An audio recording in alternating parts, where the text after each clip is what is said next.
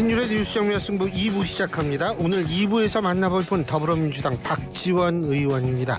지금 전화 연결도 있습니다. 의원님 안녕하세요. 네, 국정원에서 국정감사하고 있습니다. 야, 여쭤볼 게 그쪽 게 많은데 어떻게 딱 거기 계시네요? 예? 2년 반 만에 국정원 들어와 보니까 감회가 새롭습니다. 그러시죠? 예.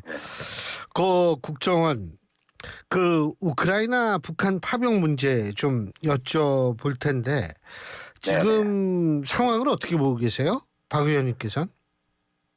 저는 국정원의 정보나 또 발표를 신뢰합니다.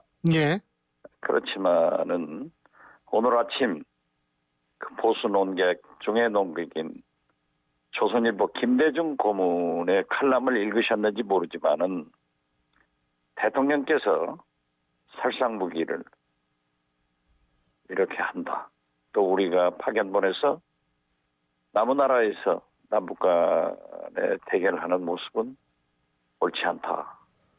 그 칼럼을 보고 깜짝 놀랐습니다. 그래서 저는 윤석열 대통령이 좀 그 칼럼을 한번 보셨으면 좋겠다. 예. 하는 생각으로 저의 말씀을 대신합니다. 예. 자, 지금 제가 좀 여쭤볼 게 있는 게, 지금, 우리나라의 일부 국정원 요원을 비롯한 일부가 지금 나토에 갔고 같이 이제 우크라이나 쪽으로 넘어갈 모양이던데, 그건 어떻게 보세요? 오늘 우리 국정감사에서 예.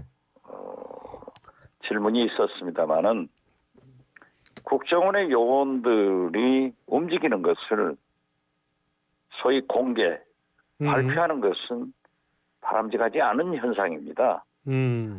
그런데 좀 국정원이 지나치게 우리 국민들에게 친절한지, 무엇을 좀 자랑하고 싶은지, 또는 정치적으로 활용하고 싶은지 지나치다 이런 생각 같습니다. 예. 그 채널A하고 TV조선에서 보도한 내용인데요. 이 더민주 전국혁신회의 같은 경우엔 러시아의 북한군을 파병했다는 근거가 빈약하다 이렇게 주장을 한 모양인데 이 부분은 어떻게 보세요? 그분들이 합리적으로 의심하는 것도 사실이에요. 사실 젤란스키 우크라이나 대통령이 거의 한 달 됐죠. 예. 그 북한군이 우크라이나에 10,000명 있다. 여기서부터 출발해가지고 우리 국정원이 지난 10월 3일, 8일 아마 이때쯤 10월 초에 파병이 됐다. 러시아로 갔다. 이랬을 때도 이례적으로 미 국무성이나 국방성에서 미 정보기관에서 확인을 하지 않았습니다. 프랑스, 영국도 마찬가지고 심지어 나토 사무총장은 윤석열 대통령께서 전화하니까 그 전문가들이 한번 와서 얘기를 들어보자. 그래가지고 국정원 1차장이 지금 나토도 다녀왔고 또 우크라이나에 가 있다고 그런 보도가 있는데요. 좀 신중한 접근을 했어야 옳은데 지나치게 그러한 보도를 했기 때문에 일부에서는 그런 합리적 의심을 할 수도 있다라고 하지만은 제가 민주당 안보상황점검위원회 위원장입니다. 예. 그 위원장 자격으로서 또 저 개인 입장에서 볼 때는 국정원의 정보를 신뢰한다. 네, 이렇게 말씀드릴게요. 알겠습니다. 지금 민주당 같은 경우에는 이 북한 전투병의 러시아 파병 철군 및 한반도 평화안정 촉구 결의안 이거 발표를 했죠, 그죠? 아직 발표는 안 했어요. 않고요. 예. 예, 지금 3번에 걸쳐서 회의를 하고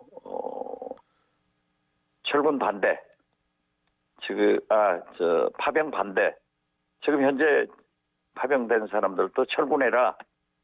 그리고 세계 평화를 위해서 옳지 않다.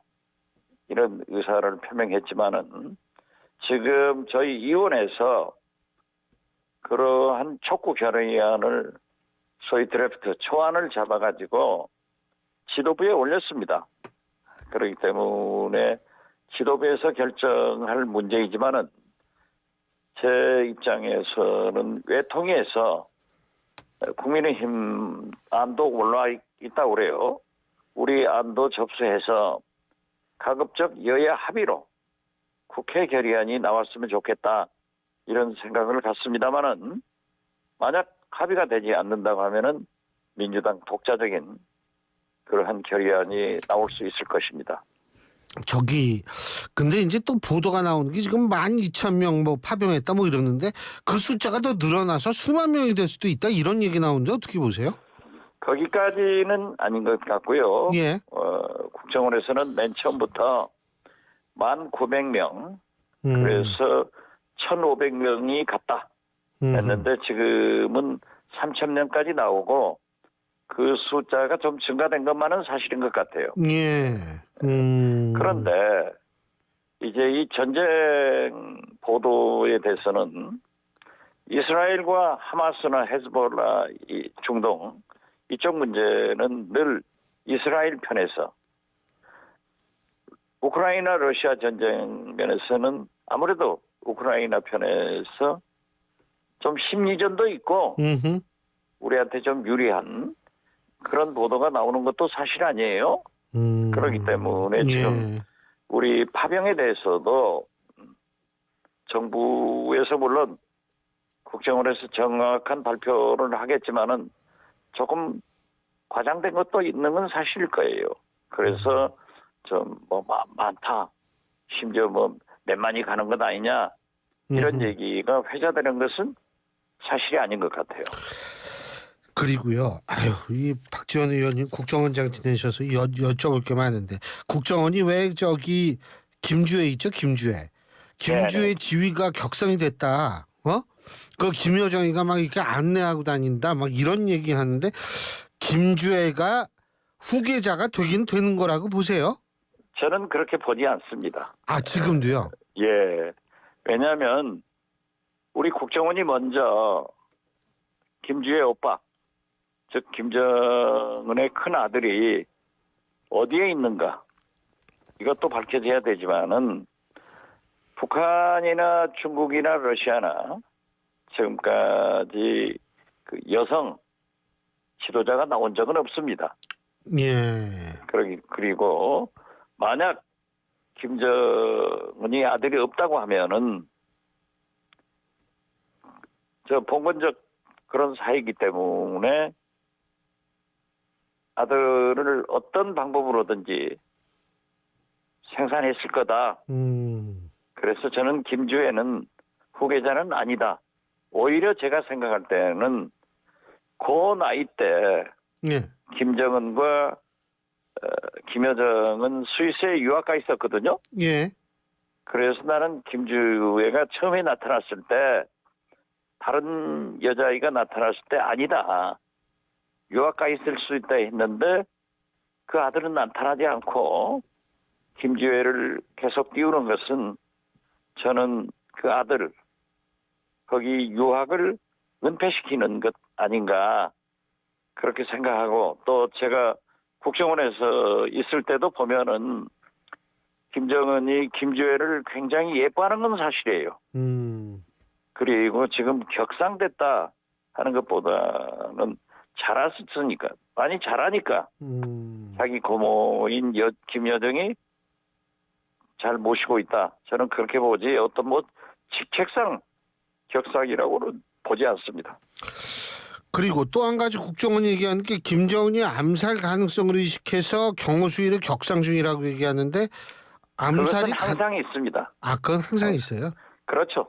그렇기 때문에 제가 김정일 또 만나보면은 늘 생명에 대한 위협을 느끼고 살거든요. 예. 그렇기 때문에 굉장한 스트레스를 받는데. 근데 뭐 거기서 누가 그 암살을 시도할 그런 데가 있을까요? 아니죠.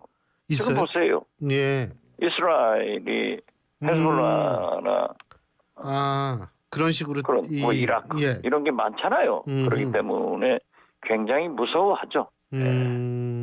그것은 그렇게 자기들이 내부에서 강화하는 거고 당연한 거 아니에요? 예. 그렇지만은 우리는 과연 김정은이 제거됐을 때 음흠. 한반도 문제가 더 쉬운가? 지금 김정은을 놓고 북한을 관리하는 것이 더 플러스가 되는가? 이런 것도 잘 생각해 볼 겁니다. 미국 입장에서는. 예. 자, 국내 정치 좀 여쭤볼게요. 그 조국 혁신당의 조국 대표가 얘기하기를 11월 10일 날 그 윤석열 대통령에 대한 탄핵 소추안 초안을 지금 작성 중인데 그걸 공개하겠다. 지금 이렇게 얘기를 하거든요. 어떻게 보십니까? 뭐 조국 혁신당으로서 누차 발표했기 때문에 그러한 것을 공개하리라고 저도 봅니다. 근데 그리고 지금 예. 현재 보면은 예. 윤석열, 김건희 우리 국민들은 버렸잖아요. 예. 지금 보십시오. 20% 국민이 지지를 하고 있고 70% 국민이 지지를 하지 않고 있단 말이에요. 예. 그런다고 하면은 물론 갤럽 여론조사입니다마는 지난 금요일 예. 지금 윤석열, 김건희 정권이 어떻게 나가고 있느냐 이거죠. 그런다고 하면은 조국 혁신당에서 탄핵을 생각한다. 지극히 자연스러운 일이라고 봅니다.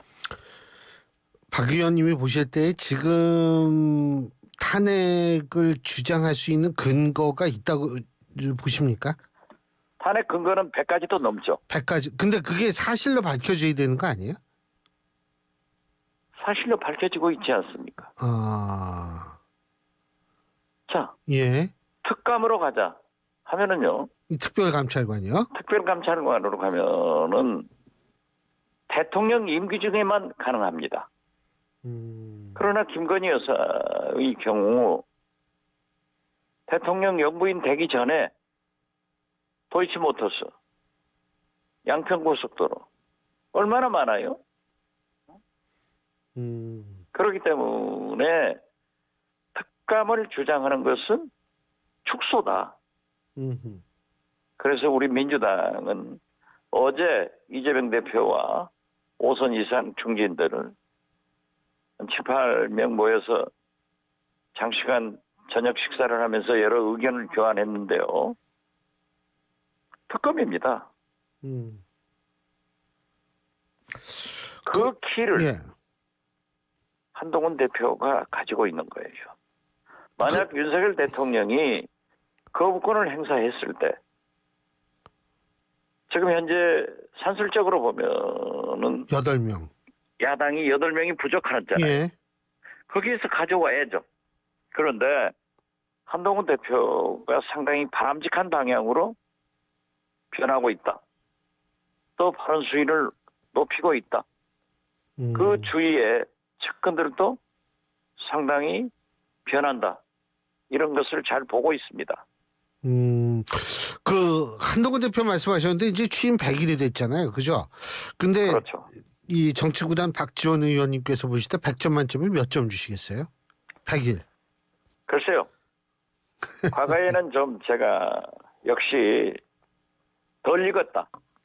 그래서 땡감으로 떨어질 수 있을 것이다. 했는데 어떻게 됐든 지금 현재로 보면은 윤석열, 김건희 이분들에게 여권 내에서 말을 할 수 있는 사람은 오직 한동훈 대표밖에 없잖아요. 그리고 예. 지금 현재 잘하고 있다고요. 예. 그래서 제가 한동훈 대표를 평가하는 것은 전략적으로, 전술적으로 할 필요가 없다. 이렇게 생각합니다. 아니 저는 몇 점 주실 줄 알고서 막 기다리고 있었는데 그러니까 정치 구단이죠. 아 이거 아니 그리고 저기 요번 주말에 이 민주당 장외 집회 하는 모양이에요. 근데 이거 네, 뭐 11월 2일 날 그죠? 오후 2시에 하는 것으로 알고 있습니다. 근데 이게 탄핵하고는 저는 무관한 건가요? 글쎄요. 거기까지는 아직 모르겠습니다만은 저는 11월 1일, 2일, 3일 해남에서 가장 큰 해남 축제. 아, 잘생긴 남자 축제가 아니에요. 만미자 남영남자지. 그런 예. 축제가 열리고 예. 특히 해남 대흥사에서 호국대전 예. 중공식이 있기 때문에 이제 조계종 진우 총무원장님을 비롯해서 전국의 26개국 조계종 교구장 큰 스님들이 다 오셔요. 예. 지금 알고 있기로는 문체부 장관도 오신다고 하고 그래서 저는 그때는 못 올 것 같습니다. 예. 그래서 해남에서 안 올라오고 그 대신 완도, 신도에서는 우리 당원들이 집회에 참여하지만은 한다는 것만은 사실입니다. 근데 지금 민주당은 분명히 조국 혁신당하고는 확실한 거리를 두고 있습니다. 뭐 거리를 두고 있는 게 아니라 예. 함께 가죠. 함께는 간다. 네, 그렇죠. 네. 함께는 가는데 일단은 지금 탄핵을 주장하지 않는 이유는 뭘까요? 그러면 탄핵을 주장하지 않는 것이 아니에요. 아직 주장을 하고 상당히 많은 의원들은 예. 그 길밖에 없다. 저 자신도 윤석열, 김건희 두 분은 절대 변하지 않습니다. 예. 그렇기 때문에 최소한 김건희 특검을 받아야 되고 예. 받지 않으면 한동훈 대표가 협력해야 되고 예. 이것도 불변이라고 하면은 결국 탄핵으로밖에 갈 수 없지 않느냐 하는 생각을 굳혀갑니다. 그러니까 지금 현재 윤석열, 김건희 대통령 내분이 예. 탄핵 열차를 출발시키는데 촉매 역할을 하고 있고 예. 촛불이 타는데 거기에 기름을 끼얹는 그런 언행을 하고 있기 때문에 결국 인내하는 것도 한계가 있죠. 지금 보십시오. 경제만 하더라도 환율이 1,400원입니다. 세수 펑크가 30조입니다. 예. 성장률이 0.1%, 수출마저도 0.4%입니다. 이게 보통 문제가 아닙니다. 한국은행에서 당연히 이자를 내려야 되는데, 금리를 내려야 되는데, 내리면 또 부동산이 튀고 어려워요. 예. 미국 같은 데는 굉장히 좋다고 하지만은 미국 경제학자들도 예. 전망을 나쁘게 하더라고요. 그런데 예. 삼성전자는 대한민국 경제입니다. 삼성마저도 지금 HBM 예. 문제로 알겠습니다. 어렵지 않습니까? 예. 그 검찰은 이재용 회장이 예. 경제 활동을 하도록 해야 되는데 예. 알겠습니다. 1심에서 무죄 났는데 예, 예. 항소 유서를 징역 보자고 예. 1000페이지나 더 보냈어요. 이런 거 하면은 되겠냐? 알겠습니다. 그래서 제가 고등법원장한테 예. 법원 행정처장한테 얘기했더니 잘 알겠다고 하더라고요. 알겠습니다. 이 경제를 살려야 돼요. 예. 박 의원님 오늘 말씀 잘 들었습니다. 고맙습니다. 네, 감사합니다. 예. 더불어민주당 박지원 의원이었습니다. 골프용품 살 땐 딜